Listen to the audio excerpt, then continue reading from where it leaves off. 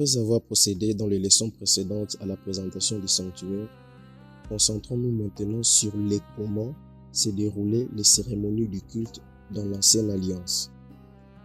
Pour commencer, nous tenons d'abord à signaler que le déroulement du culte sous l'Ancienne Alliance dépendait du calendrier de Dieu, chose que nous n'allons pas scruter dans cette leçon.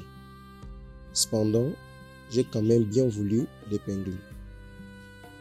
Je vous remets ici à côté la description du temple que nous avions déjà vu dans la leçon 1. Selon les prescriptions du Seigneur, il était demandé aux sacrificateurs de s'occuper du déroulement du culte. Comme nous l'avions vu dans la leçon précédente, le prêtre n'était pas n'importe qui.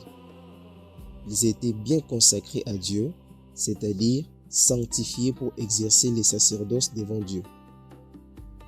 Étant donné que selon la loi, la sanctification ne pouvait se faire que par le sang, Aaron et ses fils, en l'occurrence, furent sanctifiés par l'effusion de sang d'animaux. On peut le voir dans Lévitique 8, 1 à 36. Et puisqu'il en était ainsi, les prêtres devaient s'assurer du déroulement du culte. Et c'est chaque jour, chaque après une semaine, au courant d'une année, et voire même pendant une période moyenne de 3 ans. C'est ce que nous allons voir maintenant. Pour chaque jour et de manière générale, le personnel du sanctuaire, principalement les Lévites, devait s'occuper de l'entretien du lieu du culte. Ils devaient s'assurer que toutes les ustensiles soient à leur place, propres et préparées pour les cérémonies du culte. Mais puisque seul le prêtre avait habilité d'offrir des sacrifices dans le sanctuaire de Dieu, il leur était ordonné de se laver les mains et les pieds aux fins de leur purification avant de commencer les services. Dans l'organisation du tabernacle, le prêtre devait se purifier au travers de l'eau de la cuve de rein. Et dans l'organisation du temple, il devait le faire dans la mer de fonte. Pour le tabernacle, on peut le voir dans Exode 30, 17 à 21, lorsqu'il est dit « L'Éternel parla à Moïse et dit, tu feras une cuve de rein avec sa base de rein pour les ablutions. Tu la placeras entre la tente d'assignation et l'autel, et tu y mettras de l'eau, avec laquelle Aaron et ses fils se laveront les mains et les pieds. Lorsqu'ils entreront dans la tente d'assignation, donc dans le tabernacle, ils se laveront avec cette eau, afin qu'ils ne meurent point. Et aussi lorsqu'ils s'approcheront de l'autel, ici il est question d'autel d'Holocauste, pour faire le service et pour offrir des sacrifices à l'Éternel. Ils se laveront les mains et les pieds, afin qu'ils ne meurent point. Ce sera une loi perpétuelle pour Aaron, pour ses fils et pour leurs descendants. Parole du Seigneur. Et un peu plus loin pour le temple, dans 2 Chroniques 4 et 6, lorsqu'il est dit, il fit 10 bassins, donc le 10 cuves de rein, et il en plaça 5 à droite et 5 à gauche pour qu'ils servissent aux purifications. On y lavait les diverses parties de l'Holocauste. La mer était destinée aux ablutions des sacrificateurs. Parole du Seigneur. Donc, nous avons compris que la première des choses qui était demandée aux prêtres, c'était leur purification. Vu qu'ils étaient déjà sanctifiés par les sacrifices de consécration, pour se purifier, la Bible dit qu'ils devaient se laver les mains et les pieds. La cérémonie du culte commençait toujours au parvis, notamment devant la cuve de rein ou la mer de fonte, puis devant l'autel d'Holocauste. Gloire à Dieu.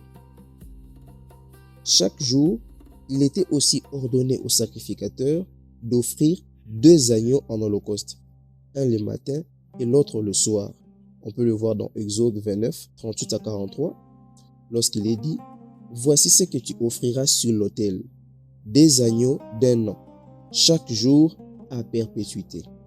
Tu offriras l'un des agneaux le matin et l'autre agneau entre les 2 soirs. Tu offriras avec le premier agneau 1/10 de fa de fleur de farine, pétrie dans un quart de hin d'huile d'olive concassée, et une libation d'un quart de hin de vin. Tu offriras le second agneau entre les 2 soirs, avec une offrande et une libation semblable à celle du matin. C'est un sacrifice consumé par le feu, d'une agréable odeur à l'Éternel. Voilà l'holocauste perpétuel qui sera offert par vos descendants à l'entrée de la tente d'assignation devant l'Éternel. C'est là que je me rencontrerai avec vous et que je te parlerai. Parole du Seigneur. Le texte est clair. On poursuit.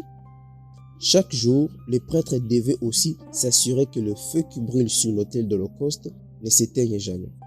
On peut le voir dans Lévitique 6, 5 à 6, lorsqu'il est dit « Le feu brûlera sur l'autel, il ne s'éteindra point. Chaque matin, le prêtre y allumera du bois, arrangera l'Holocauste et brûlera la graisse des sacrifices d'action de grâce. Le feu brûlera continuellement sur l'autel, il ne s'éteindra point. » Parole du Seigneur. On poursuit. Chaque jour, le prêtre devait aussi entrer dans le lieu saint pour entretenir la lumière du chandelier en y mettant de l'huile concassée. Notez bien que le chandelier était le seul ustensile qui éclairait le lieu saint, d'où l'ultime importance d'assurer son entretien. Sans la lumière du chandelier, le lieu saint du sanctuaire serait dans la ténèbre. On peut voir ce que je vous dis dans Exode 27, 20 à 21 et Lévitique 24, 1 à 4, lorsqu'il est dit « Tu ordonneras aux enfants d'Israël de t'apporter pour le chandelier de l'huile pure d'olive concassée, afin d'entretenir les lampes continuellement. C'est dans la tente d'assignation, en dehors du voile, qui est dans le témoignage, qu'Aaron et ses fils la prépareront pour que les lampes brûlent du soir au matin en présence de l'Éternel. C'est une loi perpétuelle pour leurs descendants et que devront observer les enfants d'Israël. Parole du Seigneur. Donc ici, on voit que le Seigneur insiste sur le fait que l'huile concassée devait être apportée par le peuple de Dieu, les Israélites. Chaque jour, le prêtre devait aussi entrer dans le lieu saint pour offrir des parfums sur l'autel de parfum. On peut le voir dans Exode 36 à 8, lorsqu'il est dit « Tu placeras l'autel en face du voile qui est devant l'arche du témoignage, en face du propitiatoire qui est sur le témoignage, où je me rencontrerai avec toi. Aaron y fera brûler du parfum odoriférant, il en fera brûler chaque matin lorsqu'il préparera les lampes. Il en fera brûler aussi entre les deux soirs lorsqu'il arrangera les lampes. C'est ainsi que l'on brûlera à perpétuité du parfum devant l'Éternel parmi vos descendants. » Parole du Seigneur. Une fois de plus, le texte est clair. Alors, après une semaine, autrement dit, chaque Shabbat, le sacrificateur devait dresser le pain de proposition ou pain consacré sur la table dans le lieu saint. Notez bien que ce pain ne pouvait être mangé que par les prêtres. On peut le voir dans Lévitique 24, 5 à 9, lorsqu'il est dit « Tu prendras de la fleur de farine et tu en feras 12 gâteaux. Chaque gâteau sera de 2 dixièmes. Tu les placeras en 2 piles, 6 par pile, sur la table d'or pur devant l'Éternel. Tu mettras de l'encens pur pour chaque pile, et il sera sur le pain comme souvenir, comme une offrande consumée par le feu devant Yahweh. Chaque jour de sabbat, on rangera ces pains devant Yahweh continuellement. C'est une alliance perpétuelle qu'observeront les enfants d'Israël. Ils appartiendront à Aaron et à ses fils, et ils les mangeront dans le lieu saint, car ce sera pour eux une chose très sainte, une part des offrandes consumées par le feu devant l'Éternel. C'est une loi perpétuelle, parole du Seigneur. Le texte est clair, mais on y reviendra. Au cours d'une année, les Israélites devaient célébrer 7 fêtes à l'honneur de l'Éternel, à savoir la fête de Pâques, la fête de pain sans levain, la fête des prémices, la fête de la Pentecôte, la fête des trompettes, la fête des expiations et la fête de Sukkot, appelée aussi la fête des tabernacles selon la traduction de l'UCB. Parmi ces 7 fêtes, 3 étaient principales, à savoir la fête des Pâques, la fête de la Pentecôte et la fête de Sukkot. On peut le voir dans Lévitique 23, 1 à 44. Alors, ce n'était qu'à l'occasion de la 6e fête, autrement dit, une fois par an, que le grand prêtre pouvait entrer dans le lieu très saint et offrir le sang d'animaux sur le propitiatoire de l'arche de l'Alliance pour faire expiation de son propre péché et celui du peuple. On peut voir ce que je vous dis dans Hébreux 9, 6 à 7, dans Lévitique 16, 1 à 34 et dans Exode 30, 10. Il est aussi à noter qu'au courant de cette année, pendant l'une de ces fêtes, le peuple devait manger leur dîme devant Yahweh. La dîme pour soi était une dîme qui devait être prélevée et mangée par soi-même. On peut le voir dans Deutéronome 14, 22, 26, lorsqu'il est dit « Tu lèveras la dîme de tout ce qui produira ta sémence, de ce qui rapportera ton champ chaque année, et tu mangeras devant l'Éternel ton Dieu, dans les lieux qu'il choisira pour y faire résider son nom. La dîme de ton blé, de ton mou, de ton huile, et les premiers-nés de ton gros et de ton menu bétail, afin que tu apprennes à craindre toujours l'Éternel ton Dieu. Peut-être lorsque l'Éternel ton Dieu t'aura béni, le chemin sera-t-il trop long pour que tu puisses transporter ta dîme à cause de ton éloignement du lieu qu'aura choisi l'Éternel ton Dieu pour y faire résider son nom? Alors tu échangeras ta dîme contre de l'argent. Tu serreras cet argent dans ta main et tu iras au lieu que l'Éternel ton Dieu aura choisi.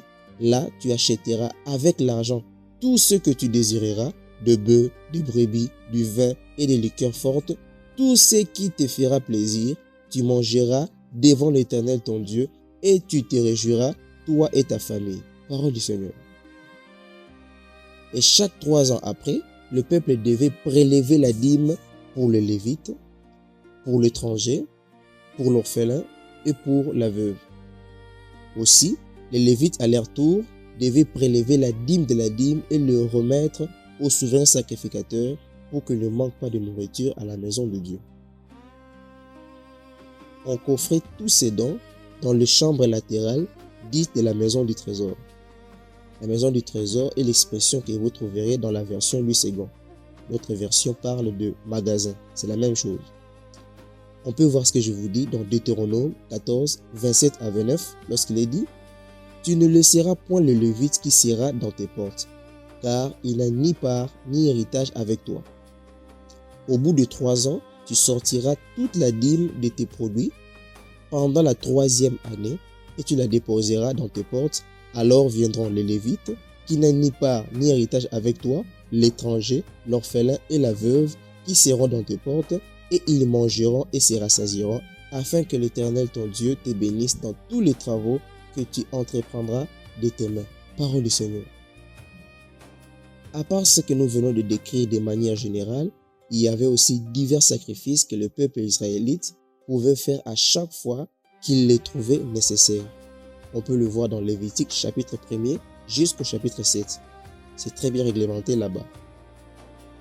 Nous venons de survoler avec vous sur le comment se déroulaient les cérémonies du culte sous l'Ancienne Alliance.